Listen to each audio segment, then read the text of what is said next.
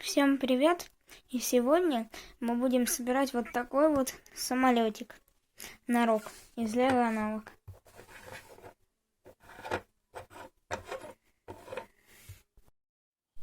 Из вот таких вот деталей этот самолетик будет состоять.